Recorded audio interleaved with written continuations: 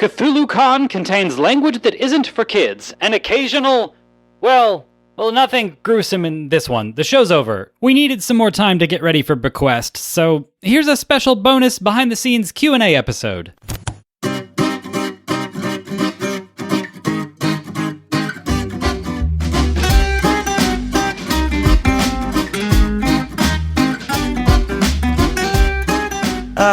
Good morning, everybody. Good morning. Morning. Hi, everyone. Good morning. My name is Alie Turley, and you are listening to a special Q&A episode of Cthulhu-Con. Can we call it Cthulhu-Con?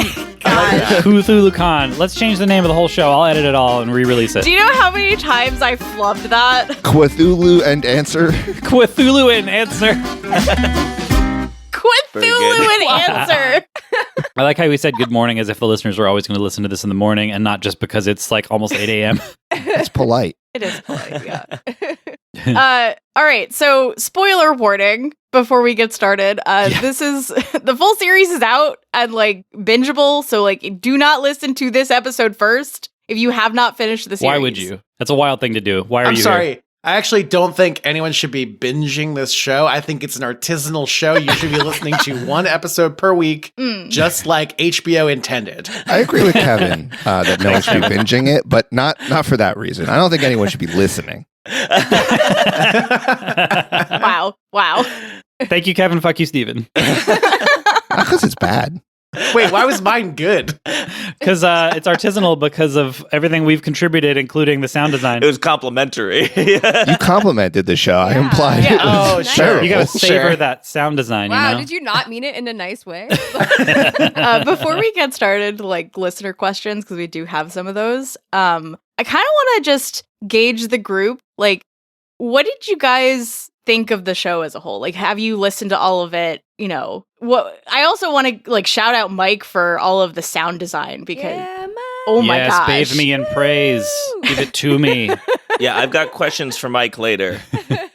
The sound design, I appreciate that. Thank you. I think early on people were frustrated with me about how deep I went in the sound design because it's not something we discussed at all. This was like a mini series we were going to put out before we worked on some other projects, and I was like, I want to make it super soundscaped and horror-y. And then I spent about a month making the first episode because I was also trying to figure out my good working workflow and stuff, and also writing a blog about that. And then I think Kevin said something along the lines of like, Mike, you know that if you keep this up, it's going to not release till like 2027, right? Because I wanted to produce all of it before we started. Well, as it was, we recorded the first episode of the show. What? I know. I don't know exact date. I remember that Moodang was still popular because you guys all ragged on me about how I made Moodang jokes. No. Moodang was not still popular. We ragged on you because you were a year late to the Moodang party. Right.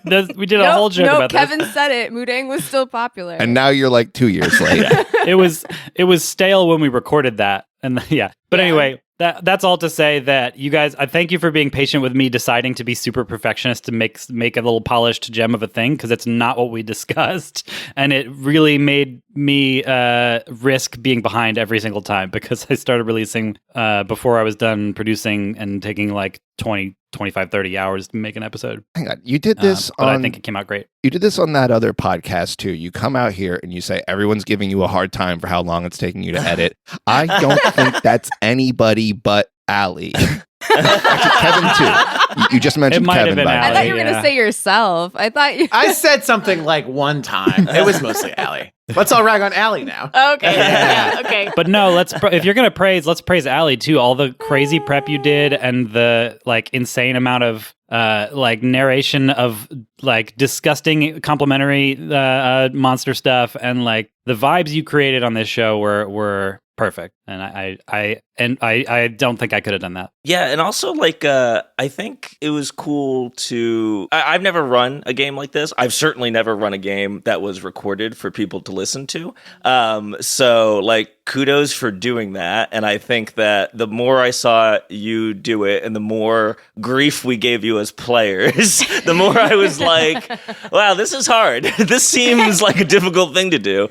Yeah. I mean, this was only like, I think I said it at the end of the final episode, like this was only the second time I've ever like DM'd something bigger than like a one shot, and it was a lot more difficult than I thought it was going to be. But I think once I had like an overarching like idea for how it was going to end, like it actually got a lot easier. So Alie, let me ask you a question. What was the hardest part of this show? It was when you guys threw wrenches and I had to like think about stuff like on my feet. Yeah, that was fun for us. There was a couple times where you guys were talking to Kathy and you like asked her a question. I had to like think of like how to have it plausible that you would still agree to like let her in. And I know like me and Steven had a couple conversations about that because it was just like she can't just be the bad guy the entire time. That's not fun. I mean, she was an evil octopus that, was trying to take over the world and stuff. Oh, that's the thing. She wasn't trying to take over the world. I was going to get into this. Like, what exactly was Cthila's motivation? What's Cthila's deal? So Cthulhu, have you guys heard of Cthulhu before? So she is not something I made up. I had not. I thought you made her up. I did not make her up. Yeah, I thought you made her up too. Yeah, so until I saw the wiki page. So while I was looking up like old gods to kind of like throw into this story when I was first like putting it together. And I'm like, okay, well, it can't be Cthulhu. I feel like Cthulhu is a little too on the nose. Like, what are some adjacent gods that are in this universe that I could use? And I came across like the Lovecraft wiki fandom page for Cthulhu. And I was like reading through it, and she is actually not in any of H.P. Lovecraft's books. So she is fan fiction, just That not tracks. our fan fiction. So she's fake. So she is fan I fiction. see. I didn't know that. Okay. So In a she's way. fakety fake.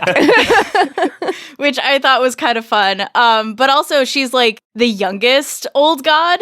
And she's been like Sort of a young one. Hot yeah. on the scene. yeah, so like a young old one. I think we joked about I that think on we the made that show. joke. Yeah. Yeah. I liked that. And then there was also like some things about her being like scrubbed from all of the literature because she has like this special role in like bringing Cthulhu back if he dies. So like she's not really in any of the literature. Insurance policy resurrection. Yeah. Yeah. So like I thought that was really interesting. And so I just kind of took what was in that wiki page and like morphed it into this character. Okay, I have an important thing that we don't have to keep in. Why have I heard wiki several times Yes. on this call? Yeah, I think that's an Alie thing, and I've really restrained myself from calling her out on Oh, it. is this like a So- GIF situation? Except everybody agrees that it's. I didn't notice. Do you know something One of I them? don't? Yes. Is it wiki? It's No, not I'm pretty sure it's wiki. it's not Wikipedia, right? Oh. Because it's not that website, but Yeah, it's called it's a a wiki. No, Alie, it's called a. Oh, sure. No, wiki, we're talking about not the pronunciation of the word wiki. No, you're saying we key, like we plural first person, and key. Oh, I the, see. You know, You're thing that making fun opens of my doors. pronunciation. I see. We're ganging up on you for your pronunciation. We're telling you that you're pronouncing it wrong. I was asking about it. I hadn't moved on to making fun of it yet. That's what these people did. Oh, I was so ready to make fun of her. I've been We ready. still don't really know enough, and yet we're still mocking you. I think that Jake is in a pretty transparent, fragile, brittle house from which to talk about pronunciation. That's true. I think he all should right, we be can move on. wary Okay. someone will come after him for the way he says worry. But anyway, so her whole deal is that she's just like I always thought of her as just like because she's a younger old god, she doesn't really understand her role in anything. So I kind of thought of her as like a baby. And so her whole thing is that she wanted knowledge in order to understand like what was going on. And then when she kind of understood that, she was just kind of playing with everyone. Dang. Yeah, Like, it was Yeah. easy to figure out from a performer perspective and probably an audience perspective that that's what was going on, but pretty early on. But it was fun to sort of like pretend like, oh, is she good or bad? And as characters, Yeah, I enjoyed that. and I think that worked. I have to say, I legitimately didn't. There was a period of time where it was legitimately unclear to me, like in a good, dramatic way, like where we should be with Cthulhu. Because, like, you knew she was like a bad old god or whatever in the meta, but like, I remember parts of the story where like it wasn't clear to us, like, whether we needed to like preserve the octopus or like not preserve it in order to like stop something from going down. And so that was kind of cool for me, of like, there was a long time where we knew Thomas or whoever was bad, but like we didn't quite understand how Cthulhu fit into the whole equation. Yeah. Yeah. I think maybe my position was a little unique in that I am married to and live with the person who was running the show and thinking about it. Sure. And she tried really hard to not like reveal things to me because she was like you were trying. so mad at me when I did. Yeah. Well, you tried to kind of bounce ideas off of me in a non-spoilery way to get my take on like what the direction the show should go in, and you let slip some things like, Alie, I shouldn't know that. I want to react to that in the moment, and I won't say what things, but there were only a couple, and I think I did my best acting when we all found out, and I was like, whoa! But I do think there were like once you had started trying to like not tell me things. I said something along the lines of, oh, I mean, she's not like entirely sinister, I don't think. And you were like, yeah, no, she's not. She's not just sinister. And I was like, oh, okay. Yeah. Whoops. I know. Now I know. Gaslighting Oh, us. lying in a marriage. Good foundation. But yeah, I had to push back on that. Like, I'm on the cast of this show. You can't just have me as a co-writer. And then I just started going to Kristen about a lot of it. Yeah, right.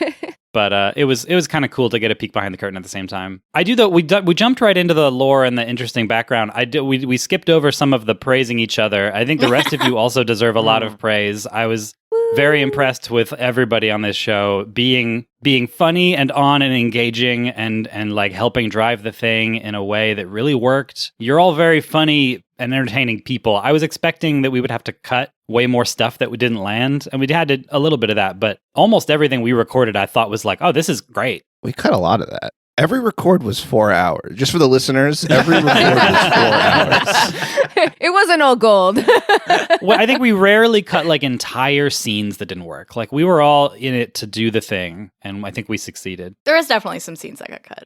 Thanks for bringing it back to that, because I did want to make sure we spent some time praising me, and I'm glad we have. If we could do a little bit of it by name, just because that's kind of to all of us. Like, I didn't mean to derail if we wanted to keep talking about Cthulhu, but Boy, howdy, that's Let's all take turns saying something nice about Steven, and then Steven. I will rank you guys in the order of how funny I find Don't you. do that. Ready? No. please stop. No. Cthulhu, number one. My Steven compliment is Steven has beautiful hair. That's my All the Steven listeners compliment. wouldn't know that, though. Exactly. That's Yeah. why. don't we have photos on the website? Yeah, We There do are have photos of us on the yeah. website. Oh, Mhm. all right.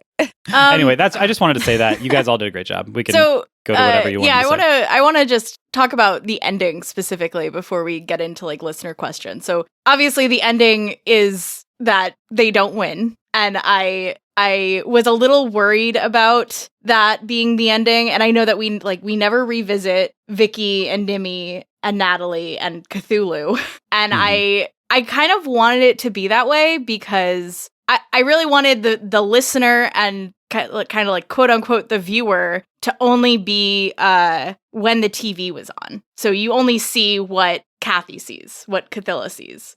And so there's a moment in the last episode where like the TV turns off and she gives up. And that's kind of why you don't see what happens with Nimmy and Vicky. So yeah, I guess I just wanted to know like what your thoughts were on the ending, if it was at all what you had expected. No, Yeah. it wasn't what I expected at all. No, but I really liked it, mostly because I got to hang out with Vicky in that last scene, and that was really fun, and I got to feel good about my character. I agree. The most important thing is that the best characters survive to the end. Wow. After all I did for you. I literally tried to sacrifice myself in that last scene. And you That was a failed. detail I did not know. Alie had done a good job not telling me that we were going to lose. Oh, interesting. I mean, you can't kill an old god. I mean, Yeah. Like, It would be How- bad if we won. what different actions should we have taken to get the good ending? That's a good question. Did we need to collect the umbilical cord and it's a Bloodborne joke. It's fine. yeah. You fuckers with your Bloodborne references, I don't get. I know that killing the old ones was never on the table, but I am curious actually, what could we have gotten a better ending for our characters? Like based on our choices, how free were we? I'll be honest, I did not plan another ending. Fair enough. Either you were all gonna end up in the void, and maybe you could have talked Cthulhu into like not destroying the earth, but I feel like that was a really high bar that I don't think you guys could have gotten over. Well, let me ask you a different question. How many HP did Cthulhu have? How many bullets did I need to 9999999. roll successfully on in order to kill Cthulhu? The answer is H.P. Lovecraft. H.P. Lovecraft, yeah. That's what HP stands for. obviously. Lovecraft. Okay, so let me look up. Phones have numbers associated with these letters, so let's count. No. So to be honest, she didn't have a physical form, so Except she Kathy. didn't have Except for the HP. octopus that we killed. We smooshed that octopus, We sure did. Sure, you killed her vessel. It was troubling. and then she went away. Yeah, but Yeah. I'm talking about the big giant monster I was fighting. At the Oh, end of that the was show. Cthulhu. That was her dad. I said Cthulhu. How many Oh. bullets Did did I say need to Cthulhu. kill Cthulhu? More than you a had. lot. Roll back the tape. He said Cthulhu. How many HP did Cthulhu have? How many bullets did I need to roll successfully on in order to kill Cthulhu? Roll back the tape. He said Cthulhu. Did I? A lot. Yeah. How many guns did I? Yeah. Okay. You're not gonna. It's fine.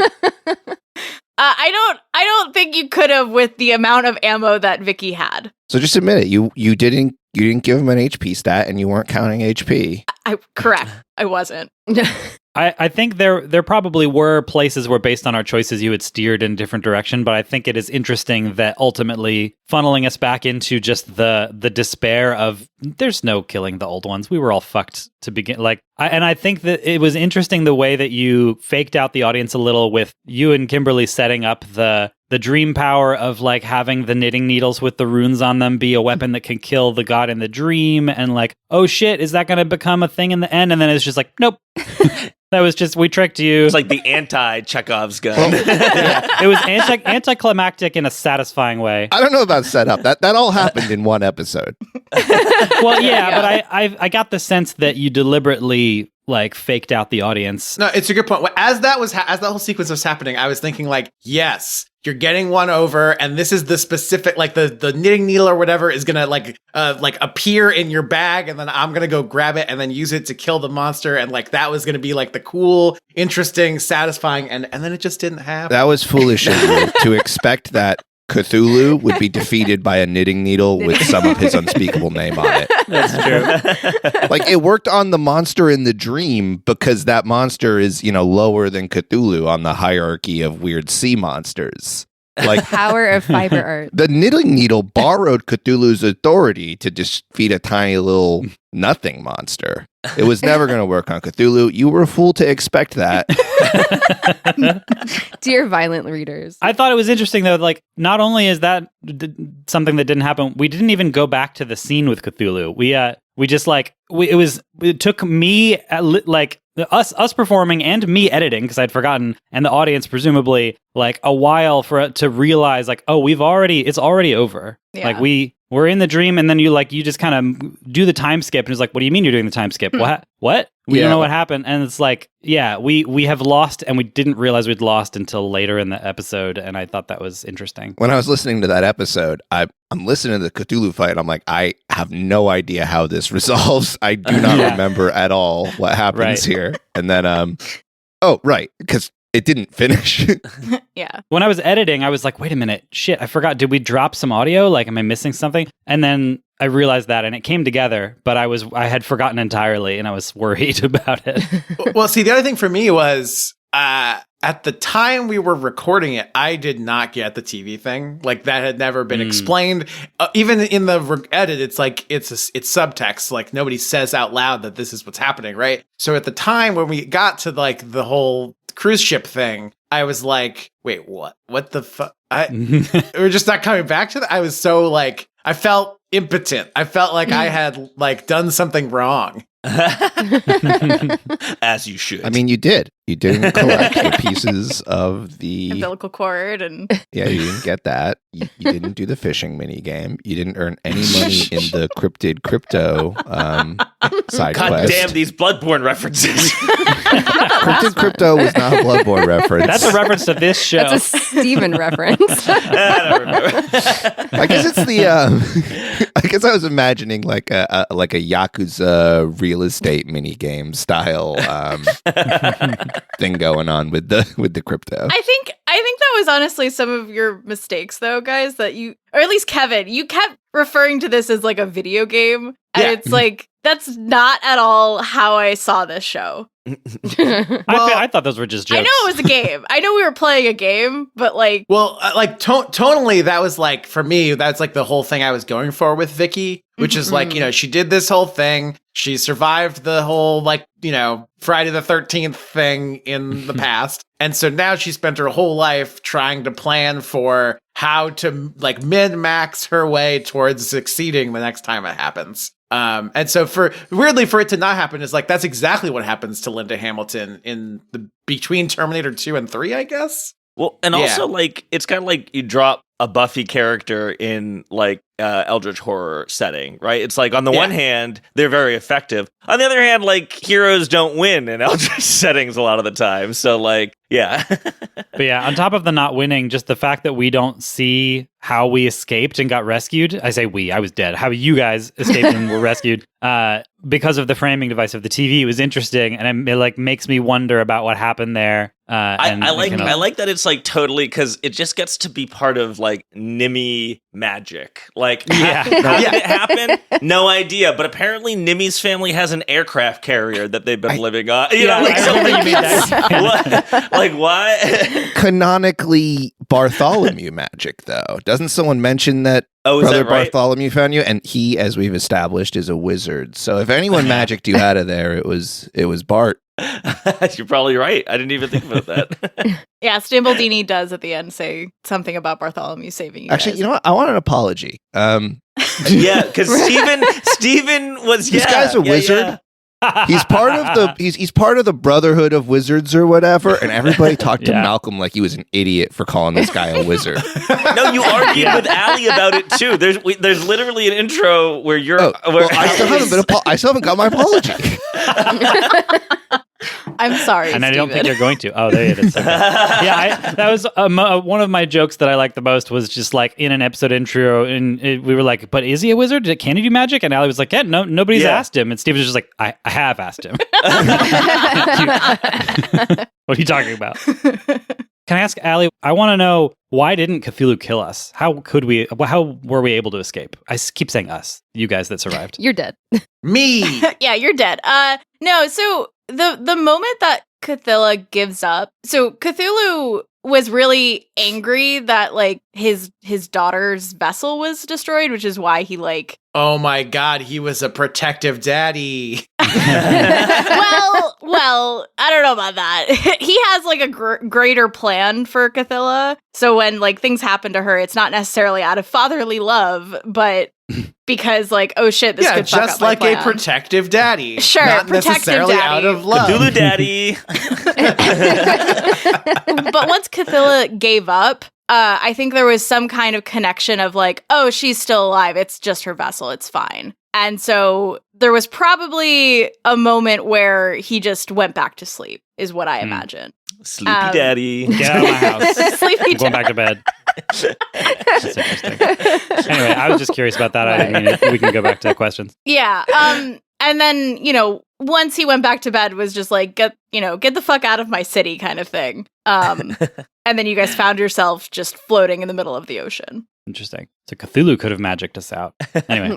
So we have some listener questions from some people in our Discord, which is exciting. So the first one here is from our friend Pat. What are the cast's favorite moments? Who wants to go first? I'll go first. I know mine, but I'm not stalling for time. But I really like the part where we were still at a convention. I guess that's kind of a lot of it, but it was. I felt like everybody had a lot more grounded stuff to work with because we can all imagine how we would behave at a convention. Whereas I felt like sort of later on, once it became Nightmare City, we all were kind of on a much straighter path. I guess that's more of a section than a moment. So a moment would be when Scott and Malcolm were both like hypnotized, and you're like, yeah, you're all really cool with Quethulu right now. So then we were just kind of acting normal, but saying unbothered every 2 seconds. Yeah, I enjoyed that a lot. It's like, no, and I'm totally unbothered by that, but.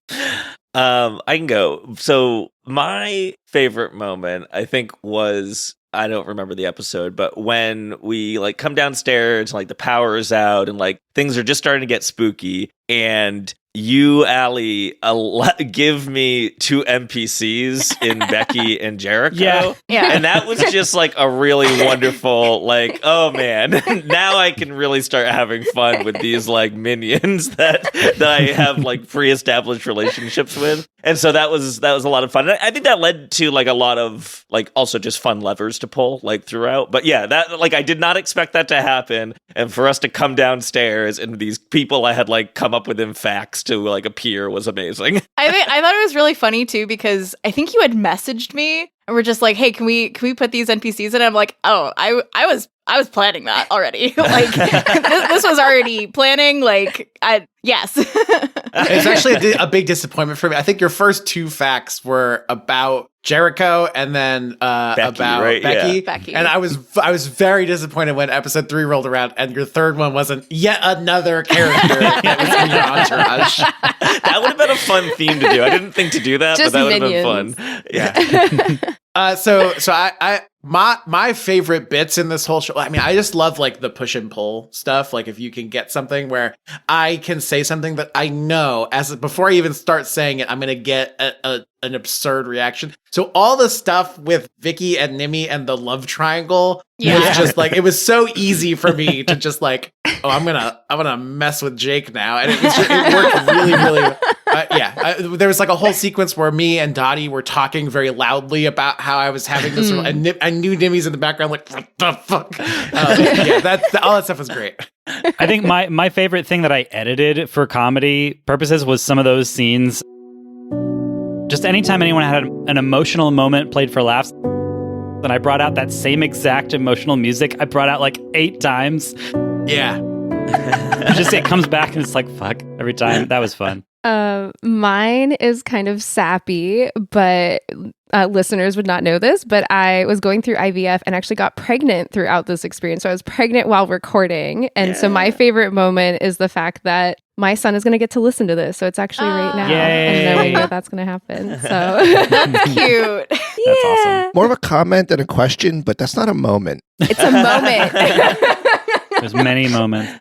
I think my favorite kind of thing that we did, it's kind of along the lines of when we were still at the con, but like after things broke bad and we witnessed a monster come out of a guy and then maybe murdered a guy and went through that trauma, and then it's like, but we're still going to do our panel though. Like just the realization that like, no, but we're still in the con. You guys still have to do a panel tomorrow, even though you guys are just now traumatized. Was a funny we're professionals, kind of Mike. juxtaposition. Yeah, and then No, we thought that maybe that had been an hallucination at that that's time. true. Gaslight, yeah. But just then like the panel where just like everything went horribly and I got to put like Blue Danube waltz. I was like, what? Episode 4, There was yeah. no waltzing in the podcast. What the fuck are you talking about? I added that music to the backdrop of like horrible violence in the panel room, and then Dottie's being like, I knew it was real. Like that was a fun that moment. was great. That was actually going to be my favorite moment. I really enjoyed like describing all of like the gore and horror. That was just fun. For Okay, me. Alie. Because you're bad. Because But you got some stuff going on. That's cool. All right, Alie. I mean, I've just been filling these notebooks with descriptions of gore and horror. I finally have an outlet for it, you know? I will peek behind the curtain there. Alie came to me after I started editing that scene and said, I don't know that it's gross enough. And she did some further recording afterwards of adding more gore to that scene. I did. And I don't know if you guys noticed in the edit that there was stuff that wasn't when we recorded the episode. What's weird about that is Definitely like, I not. feel like you actually pulled your punches a lot I did. when it came to horrible things happening to us. Like, I don't feel like any of us got a horrible injury that we had. No to one deal lost with. a It was just like, hand or it was just a lot of like, comedy concussions. That's really all that happened to us. I was impaled through the heart. Yeah, but that was like dead. Like a death scene is one thing, but like, Kevin would be really upset about mutilation or torture. There was a lot of vomiting, though. There was a fair bit of character vomiting, though. There was a lot of vomiting. That's true. But yeah, when things got bad and we went back to con normalcy, I think that my favorite joke was like we went to the costume party and we were covered in blood, and Steven as Malcolm was just like, "This is normal. This is normal for me to have normal blood on blood. me because It's of a the normal costume amount of party." blood. And we just kept coming back to that. Yeah, I think that was. I'm having trouble picking one favorite moment anyway. All right, what was character creation like? Did you want to have certain archetypes, and what were your inspirations for the ragtag band at the Necronoma blog? I think this one's interesting because I feel like we, not all of us, but some of us went through a few different iterations on characters. Like we did a couple of test records. And like at one time with Vicky, like the thing I landed on with Vicky eventually was like, she's got, I mean, I always wanted to do like the trauma thing, but I think at first I was a lot more interested in like, how would a person actually react in a situation like this? Like, and I think the problem with that was like, it just didn't play. It just wasn't fun. It felt sad. It was too sad. Yeah. And so then I had to just it changed Turns a out lot. trauma's sad. Yeah. Actually, like piggybacking off of that, like Nimi was very different in the first like test records too, and like similarly like had issues because like my core idea for Nimi was this like trust fund kid / like person who perceived themselves as a struggling artist, and like really good. how like absurd that is. And I just want to like play this like very like anti-capitalist, anti-establishment character who was also like absurdly rich. But similarly to you, Kevin, like I think the balance of that wasn't working at first, and eventually like I got to a place of like, oh, I just need to like play this character absurdly, like that, like truly absurdly the whole time. And yeah, so it had some changes. Yeah, that really worked for me. Nimi was just like came in with the comic relief very frequently. It was a good shtick, and well, it was just so easy, guys. It's so easy to play the character who's just behaving like a lunatic the entire time. The tagline of Trust Fund Kid and Struggling Artist just hit every time. It's very funny. Yeah, I've been told several times from friends that are listening to the show that like they love to hate Nimi. Yeah. What? Who hates Nimi? No, they love to hate Nimi. All of the Vicky fans. Who hates Nimi? I love to love Nimi. I like to think that we got to a good place with Nimi. Yeah. Like, not that Nimi was different in the end fundamentally, but that she became more likable. And I thought she was pretty likable to begin with, honestly. Oh my god. People lost someone. Like my pain. Yeah, that's some of the best stuff. Just like my pain. Yeah. Oh my god! I not to go back to favorite moments. I loved Richard Stambledini every time we had a phone call with him, and just so good. I'm Anyway, glad he that just became the reminded me of group that. therapist, that it wasn't. Yeah. Oh man, I felt like I was like, that's all I wanted was I just wanted this whole show to just be a conversation with Richard Stambledini. Like that's where I wanted us to go. And I you felt wanted like the framing device to be I was that? doing no. I just wanted us to just talk to him all day, like for a whole episode. Yeah, that's why I had to take him away, honestly. I know you did. I was very sad about it. There'll be more Stambledini talk later. Yeah, let's go back But there's to something I want to character. get into about Yeah. Stambledini, which we shouldn't Please, until yeah. we're done We are here, going to get so. into Stambledini. Yeah, exactly. That's fair. That's true. But yeah, archetypes. I don't know if we had like planned on like specific archetypes of characters or anything No. like that. I just decided that I wanted to play a character who thought all of this was stupid, despite, being a core member of the Necronoma blog. And then every other decision from there was working backwards from, this guy thinks it's stupid. All right, then why would it be plausible that he'd be doing this? What is he doing? And then, but you had to pivot pretty quickly to, oh, this is happening because you were one of the first witnesses to the horror. Yeah, I mean, that's true. But I was very quick to abandon that once we saw Superfan 69. Oh, that's again. true. He's like, oh, Your thank God. magic eye thing in the trash. Yeah. Yeah.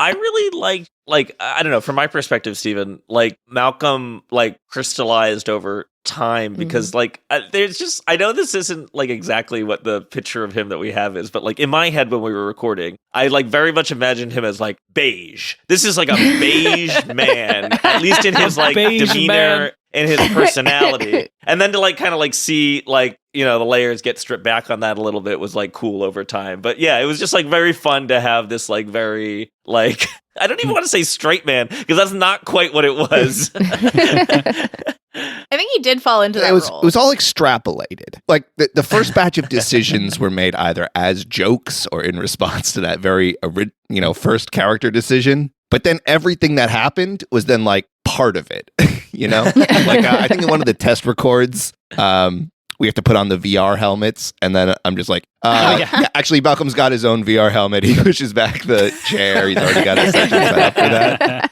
But that continued to that joke continued to inform him even into the real series. It didn't come up directly, but when the crypto stuff comes up, that was sort of a decision I made about him in that VR moment. I'm like, no, he's kind of also a weird tech follower. I think for Scott, I thought about it too much a little bit. I came in like, maybe this was another problem of me talking to Alie at home a lot about it, but I came in thinking, okay, I want to play something different outside my comfort zone, not just like a version of me like I've done on other shows, although it turned into a version of me with the comedy stuff. But I want him to be a bad person, first of all, like a very cowardly, selfish person. I want him to already be a little like having lost it, like having interacted with some eldritch stuff already. Very quick to just like lose his mind first, and that ended up working out. And just I think I had a little too much planned for his backstory. Like it was lucky that we kind of launched into his memories of like him getting his wife killed because he made a selfish decision. But I think I was maybe had that on my mind too much about like, how can I make this arc happen? And it kept me from being as present about like driving the whole cast as a whole. I was just like, I had planned my little thing, and I had to stop myself from pushing on that because I didn't want to make myself the main character. So it was good that we kind of got it out of the way with my memory and then me dying, so the rest of us could just take center Yeah, it is stage. good Good thing that Mike's character died. I was happy that we killed me off. Yeah. I was worried that your character was going to be too close to like Rick from Rick and Oh yeah, Morty. that was totally an accident. Somebody pointed that out. Like, yeah, you're just Rick from Rick and Morty. And I was like, fuck, I didn't mean that. You're right. I hate it. That's not fair. You're didn't also say that. Doc Brown. Yeah. Well, I did a little bit of Doc Brown was my inspiration, but then I realized like Doc Brown is also kind of the inspiration for Rick, and I don't want to be also Rick. But He did very little burp talking. Yeah. It's true. Yeah. I had a lot of fun with the fact that Scott was, on top of the things I just described, just kind of a nerd, and he was a geologist and just like trying to make something out of his geology degree, and had the Rock Talk blog. I think I had fun playing with that early on. That's cool. I was able to play around with the fact that he was a quote unquote well-rounded scientist, meaning he had freshman year knowledge of every science and Yeah, nothing that was else. good. Yeah, the whole bit about you having like 19, the first part of a degree or whatever, is like really good. Yeah. I think I got to make callbacks to that pretty often and enjoyed that. Kimberly, what about you? I thought it was kind of Sure. cool that you picked like an elderly character, by the way. Yeah. No, I think I think that we needed at least one true believer that was also traumatized, but maybe in a slightly different flavor than Vicky. And then two, I think that one, we should always look at the diversity of our characters and like how maybe we should speak to other voices that are often not included. And for folks who don't know, like I have some work and touches on I'm trying to talk about this without talking about this that talks about like a diverse set of residents, and I'll just leave it that way.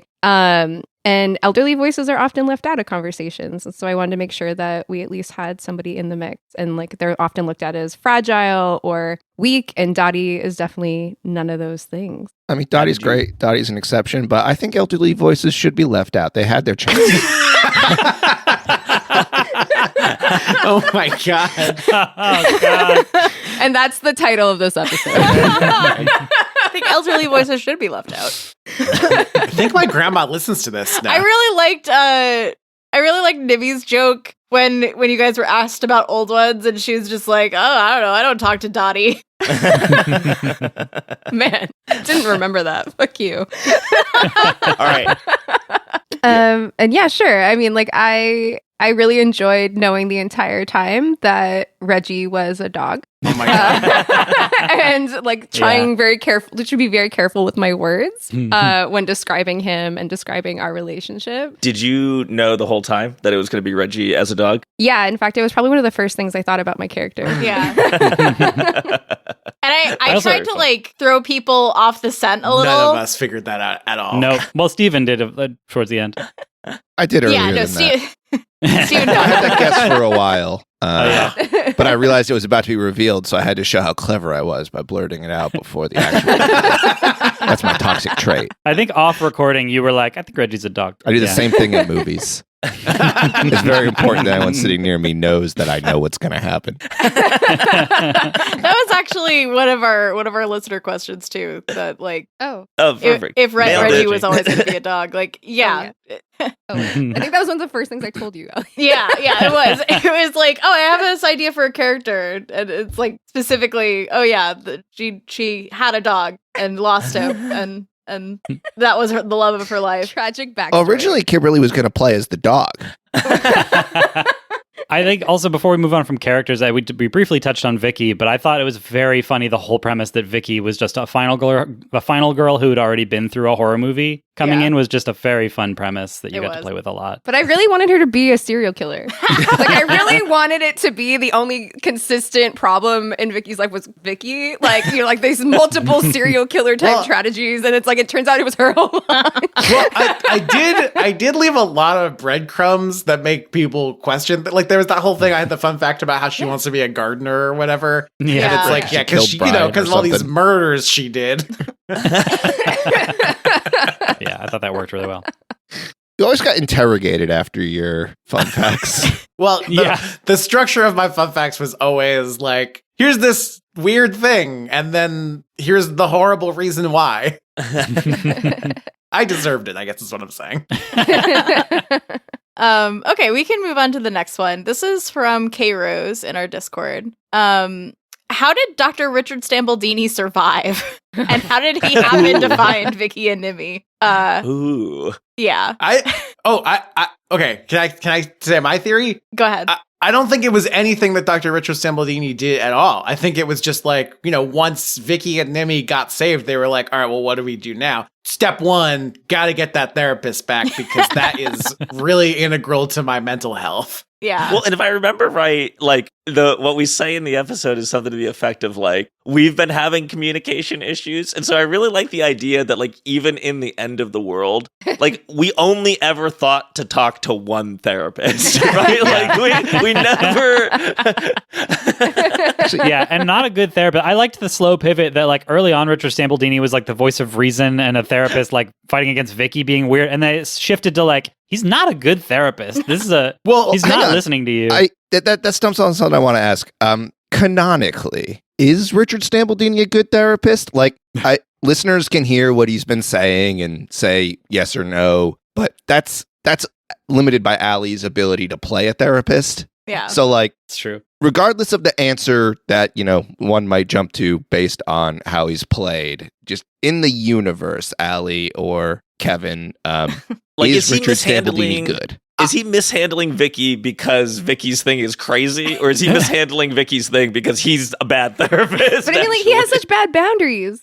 Yeah, he has bad boundaries. Right? Like, I mean, like, we just called him anytime we felt like it, and he's like, I'm here. Picking up the phone when Vicky calls him every 10 minutes is not a good idea. I mean, Vicky's a special case, and maybe she's got a special program. Maybe she needs a high-intensity program here. Maybe boundaries are, like, way further down the list of priorities with Vicky right now. I thought it was really funny in the epilogue how Richard Stambaldini was like trying to convince you guys that none of it happened. Like, first of all, just like not listening to you, and clearly something weird happened as you're in this like water world. But also you guys just being like, yeah, but that's not what we're here to talk about. We're having relationship issues. You're not listening to us. He's still stuck on that. Yeah. Yeah. Yeah, I don't know. It's funny because I think when we recorded all the episodes, I was not in therapy. And then shortly after I started therapy. You're welcome. I know it's our fault. Interesting. So I wonder which of us was it? It was Kevin, Was Richard wasn't it? Stambaldini an influence on Yeah. your decision? It was me. Yeah, it was definitely Kevin. Damn. I know this is not why you went into therapy, but I remember somebody who was listening to all your descriptions of the horrible monsters and thinking, are you okay? Oh yeah, I did have a friend reach out after I think it was episode 9 with the flesh ship submarine. Yeah, this came out of your brain. You do? You good? Like, you good? Like this is really fucked up. I liked the flesh ship. Allie's just always had fucked up thoughts in a fun way. in a fun way. I mean, this is all par for the course for Eldritch It is. Horror. Mhm. Oh, I thought you were Yeah. going to say for Alie. I'm not saying you didn't do great, but we're not pushing the boundaries of the genre. Yeah. And I don't think we were trying to. I think No, we I think weren't. we're playing in that space, that fleshy, wet space. Yeah. Yeah. I had a lot of fun making the wet stuff gross sounding. You did a good job of it. Yeah. I tried to like balance the line of like, this is unpleasant to listen to, but not like so much that you will turn off the podcast. I had to stop you from putting vomiting noises in did, because that yeah. was too much for me. Thank you. I Thank couldn't. you. I couldn't. And it was like, nope, can't do that. Yeah, no, you did that. You showed me the clip, and I'm like, absolutely not. You're taking this out. What is the plot. opposite of ASMR? BDSM. Weirdly enough, it's actually still ASMR. I heard that joke somewhere else. I was gonna say, wow, so quick to the draw, Steven. Oh man. All right. This next question is from Barry Daisy. What inspired you to make this Cthulhu game based in a convention? Oh wait. Can I guess? Yeah. Can I guess? Yeah, you could guess. You started with Cthulhu-Con as like a name, and then you worked your way backwards. No. I thought it was a Not at clever all. framing device. I'm also curious. Yeah, so I wanted it to be like kind of like in a bottle. Like I knew that I wanted it like in one place that, you know, we could play off of in some kind of fun way. And actually the whole reason that this happened, that I went in this direction, was because I had a bunch of people from my online guild come to my house for a convention, and we like went to PAX East together. And that whole experience like was like, oh, this is like a good bottle. Like, and I think I was also at the same time rewatching Con Man by Alan Tudyk. And I was like, oh, this is also like, I could do this. This would be a fun little device, like fun little bottle to throw people into. Yeah, so that's why. There's definitely some things that I noticed in the record, especially the first couple episodes, like the whole thing where everybody was getting sick. I feel like that was just you telling people that that's what happens in real life at these conventions. I mean, I think you even had a con term sickness for it, is right? a thing. There you go. Yeah. It was hard to tell, like, is this con sickness or is this monsters? Yeah. Yeah, I know that actually really frustrated me that you guys didn't get that, because it's not con sickness, it's touching the frickin' octopus I told you not to touch. Yeah, there is actually, I wonder if you guys noticed that whole device of, so Kathy's whole power came from knowledge, right? And yeah, Stephen, Malcolm was right that part of that was like coming into contact with her. But like the whole reason that she was so fixated on you guys to start with is because she consumed the knowledge of Superfan 6969. So she All like she knew. caught a little bit of his fandom during that process. That's really very interesting. cool. I like that. I did not pick up on that, but that's very cool. I think the whole the man. convention thing also folds nicely into, like, I thought you did something interesting with Thomas and his whole monologue yeah. about how fandom and worship are kind of related. And That was kind of a theme you know. I was going for, is like obsession and fandom and worship are all kind of blurred together. I was going to ask about that because, you know, we get Thomas's speech, but then also Cthulhu, in her way, is sort of a fan. And then, you know, when Dottie's going off script, she kind of throws a hissy fit about it, just like how Thomas described. And I'm wondering if this is based on anything in your own life vis-a-vis, Are you too much of a fan? you know, Alie? experience of people losing their mind over fandom bullshit. I mean, I think there's a lot of instances of that in media, of just like people, you know, getting a little too in the weeds when it comes to a fandom and like not liking what somebody does and kind of, you know, almost ruining it for everybody else. Like that's happening right now with a couple fandoms that I can think of. That Just a couple? And every time Well- there's an adaptation of any form, you see that. Yeah. I was wondering if it was personal. Did this Well- come from the discourse around Final Fantasy VII Remake? Yeah, like the live action Aladdin, the live action Little Mermaid. Oh my God, all the live action actions. Lion King. Please stop making All live the, just the actions. live action Disney. Hold on, hang on. I know I've said this to all of you on separate occasions before, but it needs to be on the podcast. There is no live action Lion King movie. Yeah, that's right. Live action remake is 100% animated. There are no human actors on screen in that movie. No, I saw Donald action Glover the Train Your whole time. Dragon. Donald Glover is a lion in real life. They CGI him in Community. But I don't know, there's a lot of times I feel like where people have a good like intention of either remaking something or like making a fan fiction or something of a fandom that's like really loved, and then just getting shit all over by the community. And so like I I wanted to like kind of put that in there as like this isn't a great thing that happens, but it does happen, and it is kind of an obsession from the fans. So Well, I'll tell you that I'm on at least, or I get like posts from at least one subreddit. I really like Avatar: The Last Airbender, but I am trying to get off of these subreddits because what you do see from people who are interested enough in this thing to post on Reddit about it is craziness, Yep. is absolute like nonsensical disagreements or opinions. And, you know, you just wonder like, maybe we all need to get off the internet. And like, also these fandoms aren't real. It's not real, guys. I like it too. Don't get me wrong. No one likes it more than me. Don't tell our audience to get off the internet. Get off the Nobody internet. listens to our podcast if they're off the Go internet. touch grass.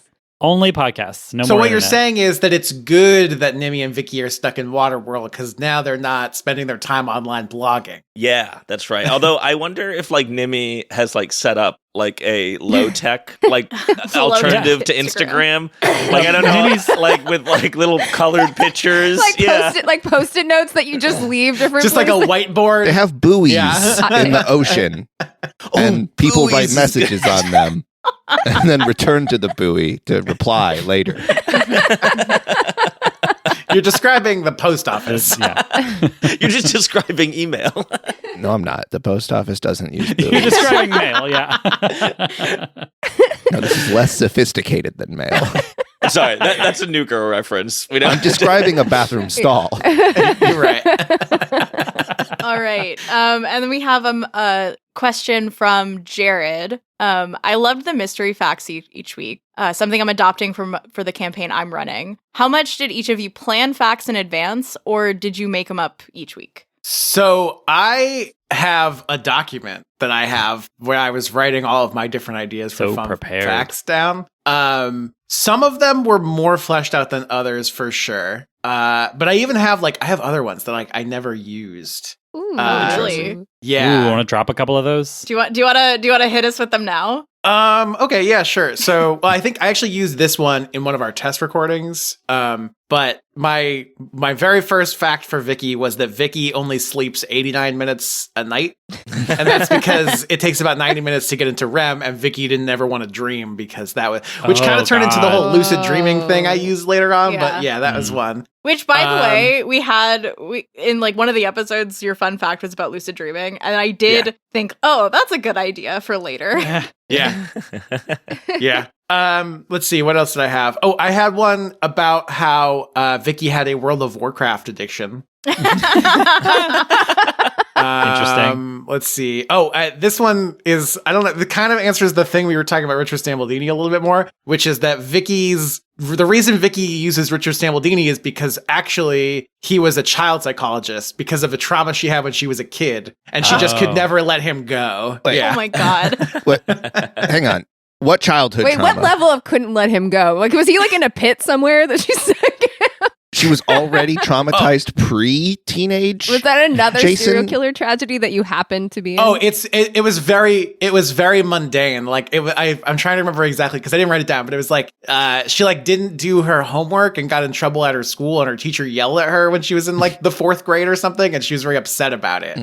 This explains a little about why Stambaldini was ill-equipped to handle Right. adult trauma. Exactly.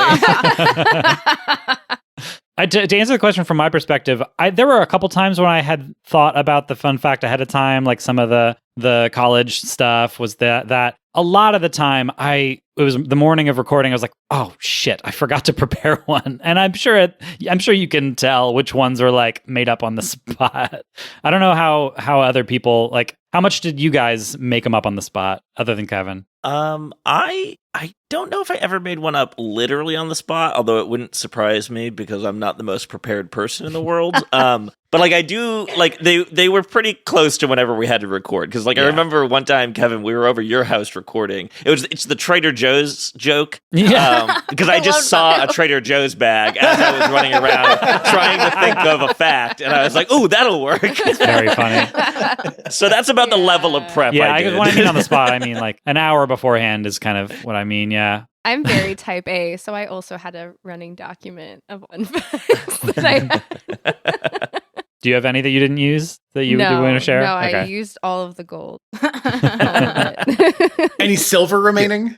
So I definitely came up with all of them in advance of that episode, but none before that. You know, there was no, hey, here's a big backstory and I'm going to give pieces of it, everything. It's really crafting it week by week, or I mean, not week by week. We didn't record every week, but it's it's crafting it one fact in one episode at a time, I think. And just to circle back to the question, it mentioned that you like the mystery facts and you're going to do that in your own campaign, and I just wanted to kind of talk about that a bit because yes, we really like them too. I think it serves as like a really good sort of bridge from shooting the shit with your friends to getting ready to role play. Yeah. And it lets you kind of start to color the character. It lets you place in kind of hooks to hang things off of. Like, I don't know Nimmy. I don't hang out with Nimmy. Malcolm knows Nimmy. I don't. So when Jake brings up a fact about Nimmy, like whatever, now I know, okay, if I'm trying to talk to Nimmy in character, this is sort of a section of things that Nimmy has opinions about and I can reach out at. So yeah, I highly recommend it for campaigns. I think it's incredibly helpful as a technique to start coloring out the characters and getting ready to sort of role play in a space. Yeah, it's a great warm-up. It was always fun when we did jokes, like callbacks to things we had done. Like that was always a good... Yeah, and it lets you throw a wrench and mess with the DM, like you inserting characters like Jericho and Becky. It's just like, deal with it. I invented NPCs for you. Oh, great. Things I don't know that now I do. But yeah, helping us build the world outside of the events of the show and warming up, yeah, it has a lot of value for that, for sure. Yeah. So those are all of our listener questions. I have one more question. What did you guys think of like the system that I used? So it was Trail of Cthulhu. It was a version of Gumshoe, which was already a very watered down, like simple system that I also threw a bunch of rules out for. So did this work? Was it too complicated? Was it not complicated enough? So my bugaboo, and Steven, I think this was on your mind a lot too, was the freaking health system. I don't want to be shitting on a role-playing system, but I really would love someone to explain to me why negative numbers make sense in this context. No, I mean, I thought it was fine. I think a rules light like system worked well for what you wanted, Alie. There are components that were unfamiliar to me, like losing points and stuff like that. But I think you said this too at some point, like it kind of works for like a short limited series thing, right? Because like you'll slowly get less effective over time. And like that worked for a series where you're trying to kill us. It works for horror. Yeah. It's one of those things where it's like, I've always wanted to play a video, and you play a video game, like, I don't know, like a Metroid game or whatever. And you start out with none of your things and then you slowly unlock all the powers as you go. I always kind of wanted to play a game or like a role-playing system or something like that, where it's like you start as a really strong dude. And then as you go, the game gets harder by them removing your tools until by the end, all you've got is like, the regular B button attack or whatever. And yeah, I don't know. I think this show, it kind of like this system kind of had the ability to do that a little bit. Yeah. I feel like my only problem with it is in order to be kind of like story first, it was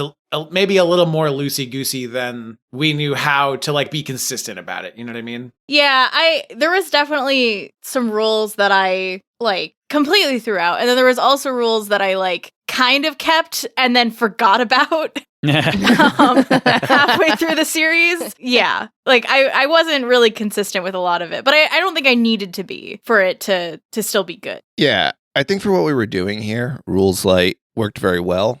There wasn't a ton of combat for one, which is kind of the main place I think rules are important. Yeah. So, but there was just enough rules there that like bad things could happen and people could die both on purpose and not on purpose. I will say this, spending points of stability to prevent the loss of stability is nonsense. It's bad game design. I had to read that rule like 6 times. It's an impossible decision to make. You don't know what the stakes are, what the difficulty is. Let me just arbitrarily guess a number of stability points to spend to add to this roll that might prevent less. There's no meaningful decision making there because there's no information there. And that's Yeah. bad design. And I think that part of the game was stupid. Hopefully the designers of this game won't listen to this. In the game's defense, there is a good chance I misread that rule because I had to read it like 6 times. Like, it is not well described, I don't think. But I'm pretty sure it works the way that we did in the show. But yeah, it's also not meant to be like a one shot. You're meant to like, you know, have a session and then all of your points are supposed to refresh the next session. I didn't know that. Yeah. But I didn't want that to happen because I wanted you guys to die. We Because I us wanted you all to die. Yeah. I kind of Wow. liked what you did because, like, it was good for this sort of thing. Like, feeling like we were degrading over time was good. Yeah. Yeah. I think even though it's a rules light system, we only still used like a quarter of it or less, right? Like, I think there were lots of things in that book that we didn't use. And I also, Like I Cop didn't Talk. read the book. Like, Cop Talk. I didn't read the book. Alie told me that I shouldn't read the book because she didn't want me getting caught up rules lawyering, which is something that I've gotten stuck on before. So I was like, okay, I'm just going to learn as I go and let Alie kind of teach the game, which worked out better for me personally, I think. But it also meant like there were definitely things in that book that we didn't really think about at all. For sure. Well, there was some things that I intentionally left out. Like there is some rules that are like, hey, if you lose a certain amount of sanity, you get a mental illness. And some of those mental illnesses are real mental illnesses, and I did not feel comfy portraying that. Like, that just felt weird and kind of icky. So instead, I just said you got mentally blasted. Mentally blasted. Here we go. For anyone working on any of the Cthulhu role-playing properties, I'm going to give you an easy out now that we're all, woke and concerned about mental health. You just need to rename all of these illnesses as spooky Cthulhu illnesses so that you can still have madness in the British sense while not, offending, real people. Mental health blasted. Yeah. But it did feel gross to be like, favorable. now on my character sheet, I have bipolar disorder. It's like, I have that in real life. I don't need that in my game. Yeah. Well, like, some of them were okay. Some of them were like, oh, this person is going on a murderous rampage. Like that. Or like wants to murder people like that. Okay, I could see that being a device in a show. And then the other one's like, oh, you have depression. It's like, maybe not. They need to call it melancholia. Yeah. It needs to be like spooky Wait, was- Cthulhu. It's true. We need depression. to drain their hysteria blood one a of them? little bit in order to. Black bile. Yeah. You need to drain their black bile to treat melancholia. That's right. You That's guys haven't right. studied the humors Were there in that. leeches in there? It really shows. But yeah. She's so pale now. How healthy.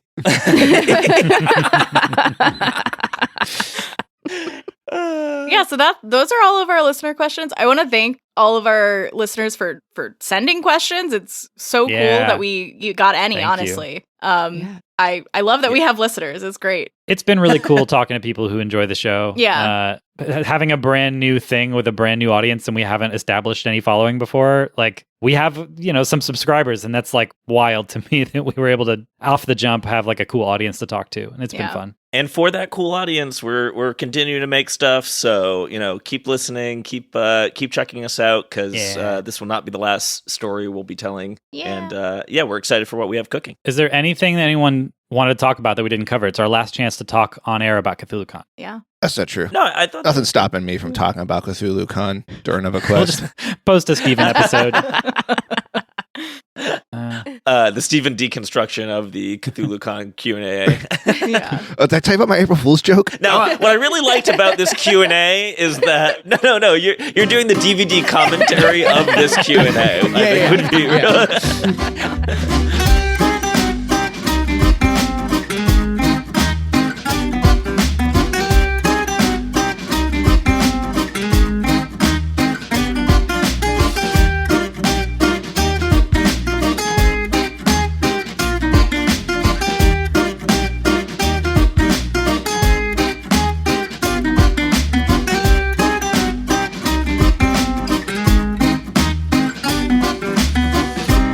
Cthulhu Daddy.